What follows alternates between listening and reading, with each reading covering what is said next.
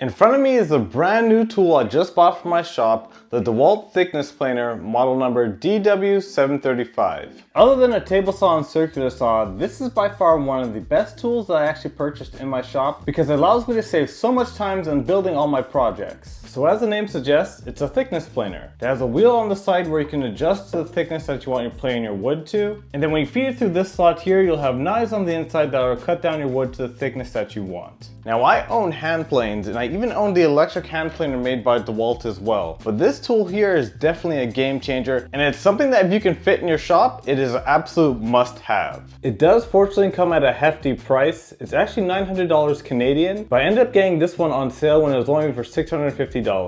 Now in no way, shape or form, I'm telling you should go out and buy this tool right now. I actually only purchased this tool by saving up money from doing a couple projects around the shop, and it was by far one of the best decisions I made for my small workshop. So this is actually a piece of walnut that I actually planed down using this hand planer, and it didn't take me very long at all. This walnut actually started off as this rough lumber that I got from a lumber yard for $2.50. Yeah, walnut board that I actually got for $2.50.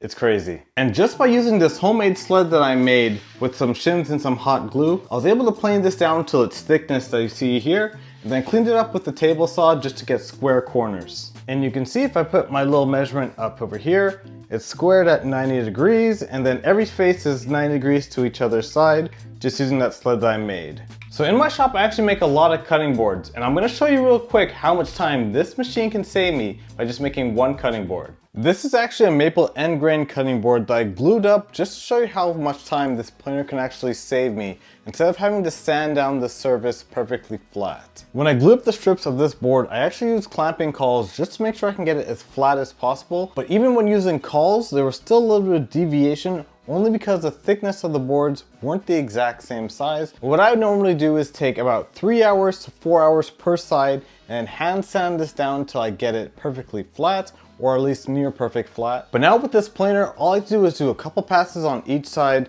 going through the planer, making sure that everything is nice and stable. And then once I finish putting this cutting board through the planer, all I have to do now is just clean it up on the table saw, making some cuts to cut off the edges. And you can see now I have perfect 90-degree corners. So the last thing I have to do with this cutting board is just sand it down to 220 and then finish it with oil and then wax finish. So if you made it this far in the video and you're interested in getting the exact cutting board I made for this test, you can actually find the link down in the description below. I put it 20% off just as a thank you for making this far in the video. And if you don't get this exact model, I will be making a bunch of smaller versions of the cutting board, so stay tuned and check out for those in the future. So what does this all mean? Am I saying you should go out and buy this tool right away? Well, it depends. I only bought this tool after saving a percentage of my cutting board sales for 7 months. So 7 months it took me to buy this tool. And now that I have it, it's definitely gonna save me a lot of time when making my cutting boards and any other projects I have around the workshop. It's definitely something to consider if you're gonna be doing a lot of panel glue ups or you have a lot of jobs that would need planing down. But if you do get it, let me know what else you'll do with this planer because I love figuring out new ways I can use this planer to get my jobs done. But anyways guys, thank you so much for watching and I'll catch you guys later.